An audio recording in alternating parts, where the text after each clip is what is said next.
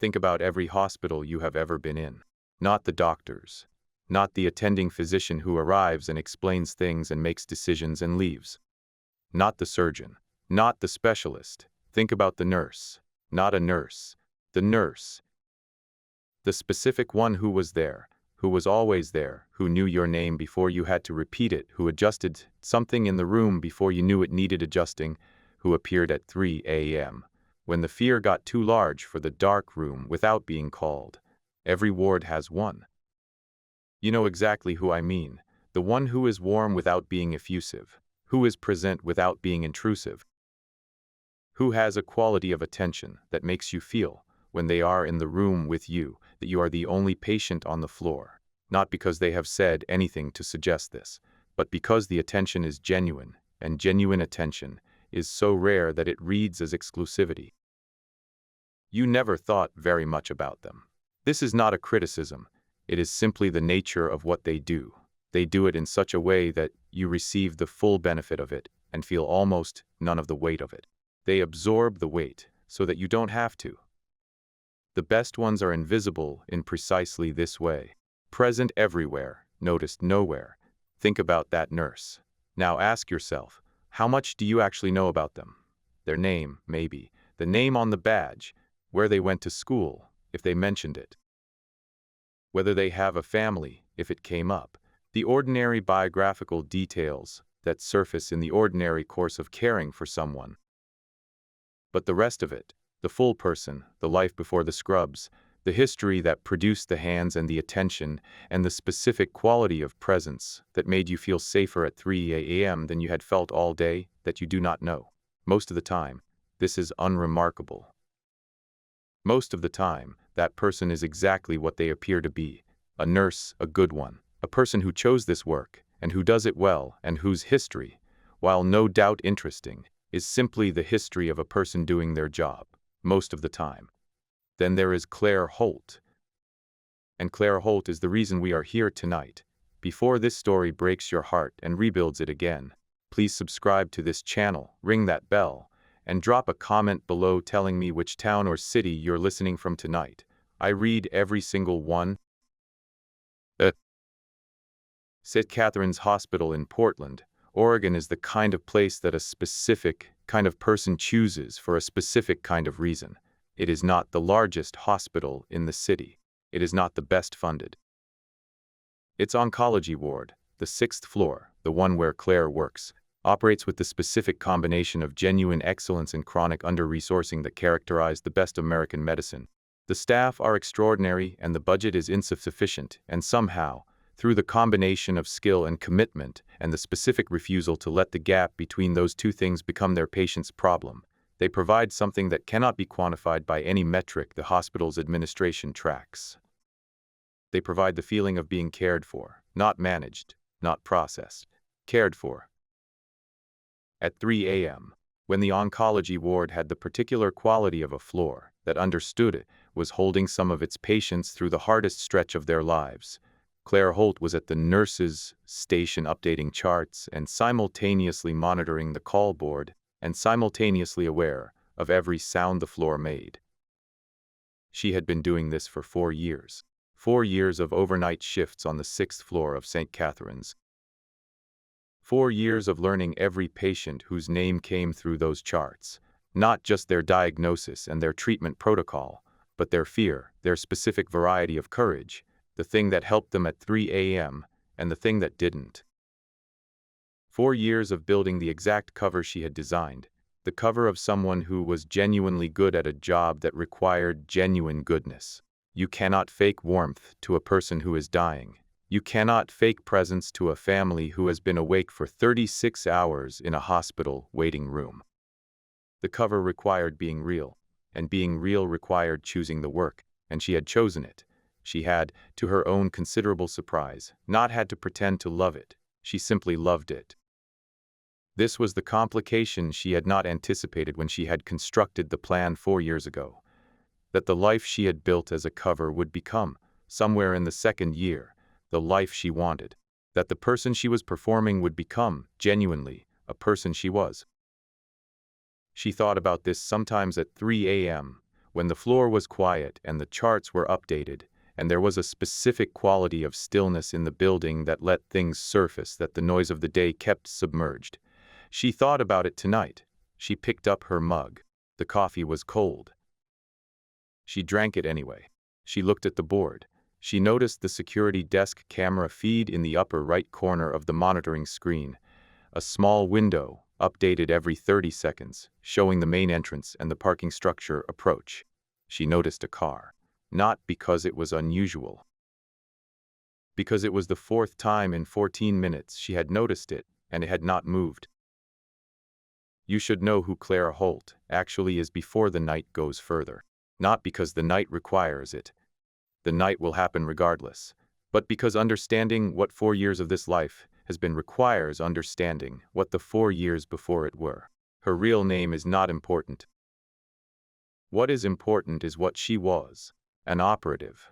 Specifically, a deep cover operative who worked for an intelligence unit, so classified that most of the people who could be said to be in the intelligence community had never heard of it, which was precisely the unit's purpose.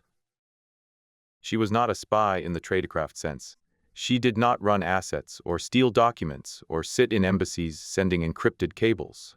She was a different kind of operative. She went inside things, organizations, criminal networks, terror financing structures. The specific kind of entity that was best understood not from observation at a distance, but from inside the decision-making architecture, which required a person who could become, genuinely and completely, whatever the inside of that entity required. She was very good at this.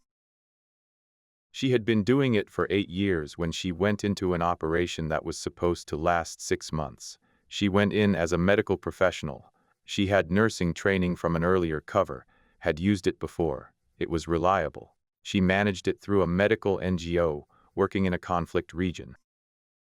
She gathered intelligence for 4 months. In month 5, she discovered that the operation had been compromised, not from the inside, from above. Someone in the chain of command above her had made a deal, and the deal had included her name, not her cover name, her real name. She had extracted herself, in the way that people extracted themselves when extraction was something they had been trained for, and when the alternative was the specific outcome she was not willing to accept. She had gotten out. She had then made a calculation. The people who had her name were patient. They had resources. They had, she assessed, a long operational memory and no particular pressure to move quickly. The most dangerous thing she could do was run in the conventional sense. New country, new identity, the complete disappearance that every intelligence professional's training suggested as the correct response. Because the correct response was what they would be looking for. She had done something else. She had gone back to nursing. She had applied to St. Catherine's Hospital in Portland, Oregon under the name Clara Holt, a real person's identity. One she had constructed with the thoroughness of someone who had built cover identities as a professional skill. She had moved into an apartment. She had bought a 12-year-old Honda. She had gotten a cat. She had become so precisely, so deliberately, so completely ordinary that the surveillance apparatus of people looking for a deep cover operative would look at her life and look away. Not because it was a convincing disguise, because it was the truth. Clara Holt, RN, night shift oncology, St. Catherine's Hospital, Portland, was real. She was doing the job. She was going to the library and running in the mornings and having dinner with Priya every other Thursday. She was watering the plant on the nurse's station counter. She was making the woman in room 7 laugh when laughter was possible. The calculation had been, you cannot surveil something that has no seams, and a life lived completely and genuinely has no seams. For 4 years, the calculation had been correct. Tonight, she was watching a car that had not moved in 14 minutes in the parking structure approach. The calculation was about to be tested. She watched it for 4 more minutes. In those 4 minutes she completed the chart she was writing, completed it fully, accurately, with the same attention she gave every chart, because the chart was for a patient, and the patient deserved its full accuracy regardless of what else was happening. She was very good at parallel processing. 4 minutes. The car did not move. No one got in or out. The engine, she could see from the exhaust visible in the Portland night air, was still running. She looked at the call board. She looked at the floor. She looked at the entrance camera feed. She picked up her badge from the counter. She looked at it. Claire Holt, RN. 4 years of this name. 4 years of this badge. 4 years of being exactly this person in exactly this building and letting the building and the name and the badge be the whole of what she was. She put the badge in her pocket. She went to do her rounds. She did them the way she always did them. Completely. This was something she needed to do regardless of what the car in the parking structure meant and regardless of what the next hour was going to look like. Her patients needed their rounds done. The rounds were the job. The job was the job whether or not the job was also tonight. The cover she needed to maintain while she worked out what was coming through the door. Room 1. Howard Page, 67, 3 weeks into treatment, the specific combination of exhaustion and stubborn optimism that she had learned to recognize as a good sign. People who stopped being stubborn were the ones she worried about. He was asleep. She checked his monitor, adjusted the drip rate by a small amount, noted it. Room 2. The Liu family's daughter, 28, whose name was Mei Lin and who had been at St. Catherine's for 6 weeks and who had, in those 6 weeks, become one of the people Claire was most careful about, not because her case was the most complex, but because Mei Lin was the specific kind of perceptive that meant she noticed things and Claire had been managing, gently, what Mei Lin noticed about her. Mei Lin was asleep. Claire stood at the doorway for a moment. She looked at the room, the cards on the windowsill, the photos from home, the small lamp Mei Lin's mother had brought, because Mei Lin didn't like the overhead. All of it so particular, so specific to this person. She looked at it the way you looked at things you were accounting for. Then she moved on.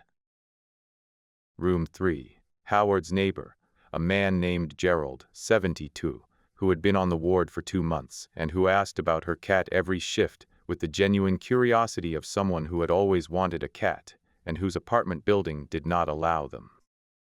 She had learned the cat's preferences and Gerald's preferences and had matched them into a series of small stories that Gerald found satisfying. Gerald was awake. "Late rounds tonight," he said. "Just running slightly behind," she said. She checked his monitor, all stable. "Something feels different," he said. Gerald had a quality she had noticed in her first week, the specific attentiveness of a man who had spent a long time watching the world and who had developed, across that time, a finely calibrated sense of when something in his environment had shifted. "Everything is fine," she said. She adjusted his blanket. "How's the pain?" 4, he said. "Maybe 3.5. Good," she said. "That's better than yesterday." "Yes," he said. He was still watching her. She held his gaze for a moment. "Try to sleep," she said. "You too," he said. "When you get the chance." She left. She went to room 7. Mei Lin was asleep, which was good because sleeping was what she needed most and what she had the most difficulties. And the nights she managed it were the nights Claire felt best about the next day's numbers. Claire stood at the doorway. She looked at Mei Lin's face in sleep, the specific softness of a person whose face, awake, was always doing something, always processing, always working on the problem of being 28 and sick in a hospital 6 weeks into a treatment that was going to work, that the doctors were confident was going to work, but that required living through in the meantime. In sleep the processing stopped. She just looked like herself. Claire looked at her for longer than the clinical assessment required.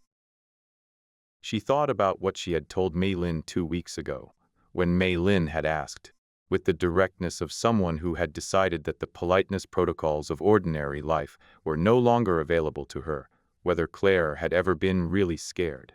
Claire had told her, yes. Mei Lin had asked, "What did you do?" Claire had said, "I stayed in the room." Mei Lin had thought about this. Then, "That's it." Claire had said, "It's harder than it sounds." Mei Lin had said. They had sat together for a while after that without talking, which was sometimes the most useful thing available. Claire looked at her now. She thought, "I am going to stay in this room." Not literally. She had things to do that were not in this room. But in the specific sense that mattered, this ward, these people, this work, she was not leaving.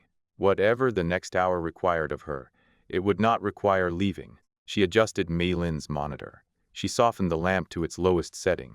She went back to the nurse's station. She saw the first two at 1:14 a.m. Not entering, they were already in the building. They had come up via the service elevator, which meant they had access to the service elevator, which meant someone had given them a key card, or they had obtained one, which meant this was not an improvised operation. They came out of the service elevator into the 6th floor corridor, and they stood very still for a moment, orienting. She was at the nurse's station, and she watched them on the internal camera feed, a small monitor she had quietly activated to show the service corridor, which she did by accessing the building's camera management system via the maintenance panel at the back of the nurse's station, a panel she had identified in her first month, and whose access she had noted and had not thought she would ever need. She had noted it anyway, because noting things was her nature. Two men, both in their 40s, both with the specific physical and postural signature of people who had done this kind of work before. They separated immediately upon exiting the elevator, left and right, the ward's two approach corridors, which was textbook, and which told her they were professional and organized. She noted the separation. She mapped their positions. She thought about the car and the parking structure, which was still there. She thought about the third point of a triangle that had not revealed itself yet. She thought about what they had come for. They had come for a name on a badge that was currently in her pocket. They did not know what she looked like. She was certain of this because she had maintained, across 4 years, the specific operational discipline of not being photographed, no social media, no tagged photos, no images in any database that could be retrieved and matched. Her driver's license photo was Claire Holt's photo, and it was a photo of her looking as different from her operational appearance as she had been able to achieve. The nursing school photo, she had managed this. The hospital ID photo she had managed when the original was made, and again, when it was renewed 2 years ago. They had her name. They did not have her face. This was her advantage, and it was not a small one. She had approximately 4 minutes before the two men completed their initial sweep of the ward's approach corridors and reached the nurse's station. She used them. She went to every room on the floor. Not for the patients, or not only for the patients. She went to every room on the floor to know, with complete certainty, what the floor contained and what its status was before she did what she was about to do. Because she was not going to do what she was about to do without knowing that every person on this floor was in the condition they needed to be in for the next hour. 12 rooms, 6 occupied. She did the check in 2 minutes and 40 seconds. She went back to the nurse's station. She took the badge from her pocket. She put it on the counter, face up. Clara Holt, RN. The bait. She went to the supply alcove. The first man reached the nurse's station at 1:18 a.m. He found an empty desk, charts, a coffee mug, a small plant, badge face up on the counter. He picked up the badge. He looked at the name. He said something into an earpiece. He began to search the nurse's station area, methodically. Opening drawers, checking behind the desk. This was the search of someone who had been told the target was in the building and who was working through the available spaces.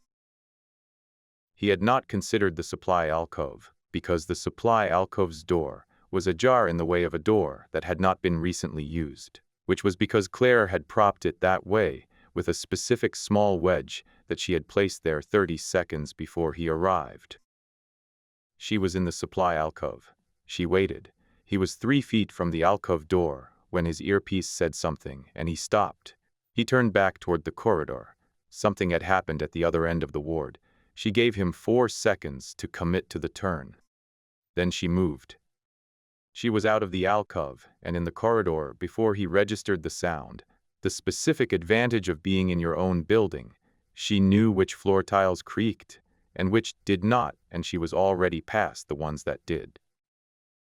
What followed was faster than her assessment had projected, which she attributed to the specific quality of someone operating for the first time in 4 years. The training was there, it had not degraded, and the 4 years of deliberate calm had, she discovered, not diminished it, but settled it.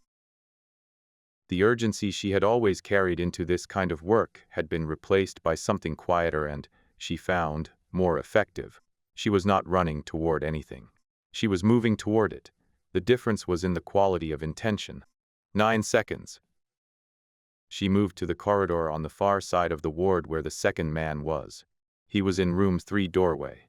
He had found Gerald. He was not threatening Gerald. He was asking Gerald a question. This was, she assessed in the 2 seconds she had to assess it, the single most dangerous situation on the ward tonight. Not because the man was about to hurt Gerald, but because Gerald, who had spent the last 2 months watching everything, would answer the question. Gerald looked up and saw Claire over the man's shoulder. Gerald said, "She went home early tonight. Shift change was at midnight." The man turned. Claire was not where he turned to. She was where he had not turned. 11 seconds. The third man was at the stairwell. She had known this from the beginning. The parking structure car, the triangle, the specific deployment pattern of a 3-person operation. One to clear the approach, one to flush the target, one to manage the exit. He was managing the exit. He had been there since the other 2 went up. He was also, she had assessed, older than the other 2. The way he moved, the way he had positioned himself, not at the door but beside it, in the specific corner, that was most difficult to approach directly. He was experienced. He had done this before. She came to the stairwell from the maintenance corridor, which ran behind the 6th floor's east wall, and which connected, through a door marked Facilities Only, to the landing between the 6th and 7th floors. She had been in this corridor 4 times in 4 years, and she had memorized it in the way she had memorized everything, not intentionally, but because her mind worked that way, and because she had long ago stopped trying to change it. She came through the facility's door onto the landing. He heard her. He was good. She had expected him to be good. He turned. She was already in a position that made the weapon in his hand a complicated variable, rather than a decisive one, which was the position she had calculated before she came through the door. They looked at each other. "Sandpiper," he said. Her real name, not Claire. The name from before Claire. It landed differently than she had expected. Not like a threat. Like recognition. "Who sent you?" she said. He told her a name she recognized, a name that changed the shape of the situation. "You're not here to eliminate me," she said. Not a question. "No," he said. "Then what?" he told her. It took 4 minutes. She listened the way she had always listened.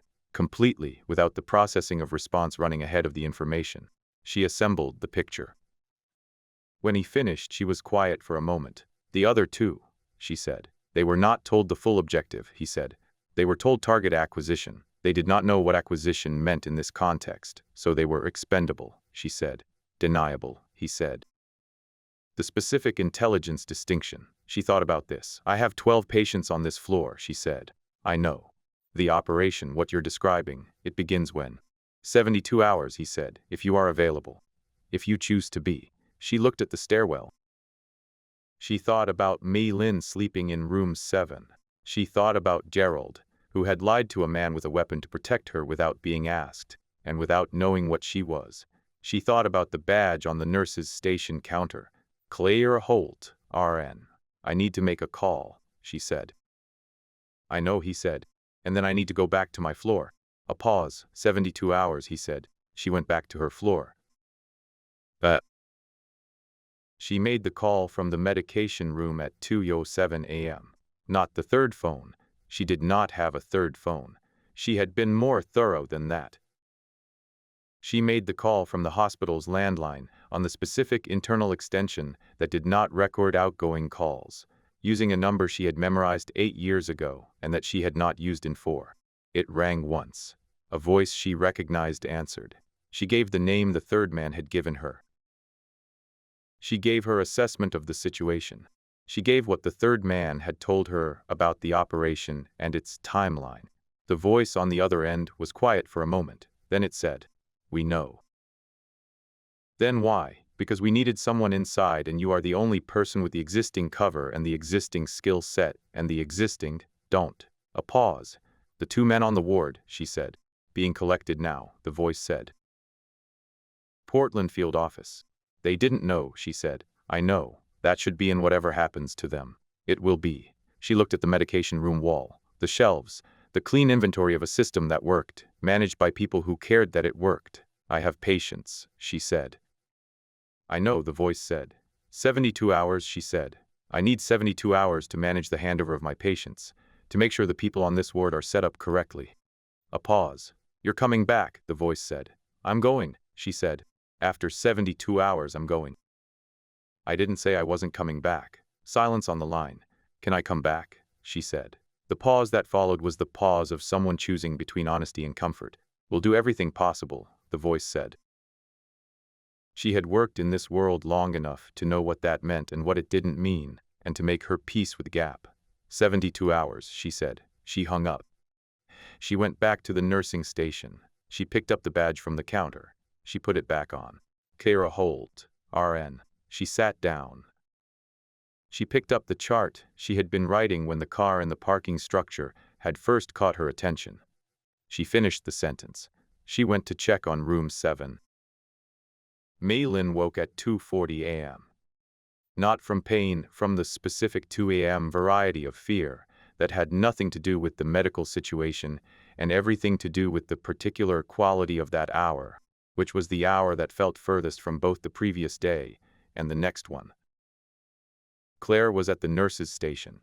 She heard the movement, the specific quality of it, someone sitting up, the monitor adjustment that happened when a body changed position, and she went to the room. Mei Lin was sitting up, arms around her knees. Claire sat in the chair beside the bed. She did not ask what was wrong. She did not offer comfort that presupposed the content of the fear. She sat. After a while, Mei Lin said, "Is it always this hard?" "Which part?" Claire said. "The middle of it," Mei Lin said. "When you're in it, and you can't see the end, and you just have to keep being in it." Claire thought about this question. She thought about the 4 years, and the badge and the phone call she had made an hour ago, and the 72 hours, and what came after the 72 hours, and whether what came after could include this ward, and this room and this conversation. She said, "It's always this hard. Does it get easier? You get better at it," Claire said, which is not the same thing. But it's something. Mei Lin thought about this. "You get better at being scared. You get better at staying in the room when you're scared," Claire said. "Which is the only thing that actually helps." Mei Lin was quiet for a moment. Then she said, "Do you ever not stay in the room?" Claire looked at her. "Sometimes I have to go somewhere else for a while," she said. "But I come back." "How do you know you'll come back?" "Because the room is where I want to be," she said. "And wanting to be somewhere is the most reliable compass I know." Mei Lin looked at her with the specific quality of attention she had, the quality that had always made Claire careful about what she let surface. "You're going somewhere," Mei Lin said. "Not a question." For a little while, Claire said, "Will you come back?" "I'm going to try very hard," Claire said. "Which is the most honest thing I can tell you." Mei Lin was quiet. Then she said, "I'll still be here. Probably. The doctors think the next 6 weeks. I know what the doctors think," Claire said. "And I agree with them. You'll be here. Then you should come back," Mei Lin said. "'Cause I'll need someone to make me laugh at 3 a.m. "I'll come back," Claire said. She meant it. She was not certain she could make it true. She meant it anyway, because meaning it was the right thing to do, because meaning something and being able to guarantee it were 2 different categories and both were real. She stayed with Mei Lin until she fell back asleep, which took 20 minutes. Then she went back to the nurse's station. She used them. Not to prepare for what came next, or not primarily. She used them to do everything the ward required of her for 2 more complete shifts, which was what she owed the ward, and what she intended to give it. She spent the first 24 hours building the most comprehensive patient handover documentation she had ever produced. Every patient, not just the clinical picture but the full picture, the human picture, the things that mattered at 3 a.m., that were not in any chart. Mei Lin's specific 2 a.m. fear and what helped it, Gerald's cat question and the story about the cat, and how it worked, Howard Page's stubborn optimism and why it should be respected rather than gently corrected, the Liu family's dynamic and what they needed from the nursing staff that they would not ask for directly. She wrote it all down. She spent the second 24 hours making sure the day shift and the evening shift understood what she had written and why it mattered. She had conversations she had not had before. With colleagues she had been careful, for 4 years, to keep at the specific distance of genuine warmth without genuine disclosure. She was not disclosing now, not in the way that would require her to undo the cover. But she was telling them things about the patients that only someone who had spent 4 years paying complete attention would know. They listened, they took notes. They were, she found, exactly as good as she had always assessed them to be, which was very good, which was part of why she had chosen this particular ward in this particular hospital. She had chosen it because the people in it were good at the work. She had stayed because she had become one of them. On the 3rd day, she watered the plant. She looked at it for a moment. A small thing, a succulent, that she had brought in during her 2nd month at St. Catherine's, and that had sat on the nurse's station counter ever since, unnoticed by everyone except the patients, who sometimes commented on it, and whom she had told, each time, that it was easier to keep alive than it looked. She put the plant in Priya's office. Priya was her colleague every other Thursday dinner, the person at St. Catherine's who came closest to knowing her, not knowing her completely, not knowing Claire Holt was a cover, but knowing the version of Claire that was real, which was most of her. She left a note. Water it twice a week. It's harder to kill than it looks. She went to Gerald's room. He was awake. He was always awake. You lied to that man, she said. The night before last. Gerald looked at her calmly. He didn't seem like someone who should find you, Gerald said. How did you know? 62 years of teaching, he said. You learn to tell the difference between someone who belongs in a room and someone who walked in the wrong door. She looked at him. I'm going to be away for a while, she said. I wanted to tell you. How long? I'm not certain.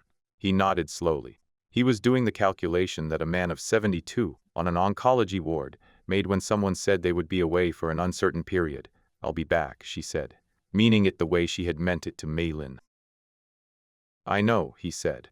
He said it with the specific quality of someone who believed it, and who also knew that belief and guarantee were different categories, and who had made his peace with that distinction somewhere across 72 years of living. The cat, he said. What about the cat? You never told me its name, he said. 4 years. You've been telling me about this cat for 4 years and I don't know its name. She realized, with a surprise that was also not a surprise, that she had never told him. Not because it was sensitive information. Because she had kept even the small things behind the specific wall of professional warmth that she had spent 4 years maintaining. Birch, she said. He said the name.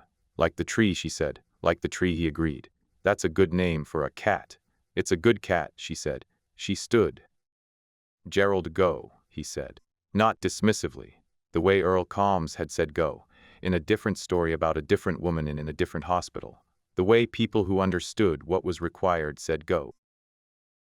With the complete confidence that the person they were saying it to was equal to whatever was waiting for them. She went. The last thing she did before she left was check on Mei Lin. Mei Lin was awake. She had been waiting, Claire thought, which was a thing Mei Lin did. She waited for the things she wanted without announcing the waiting.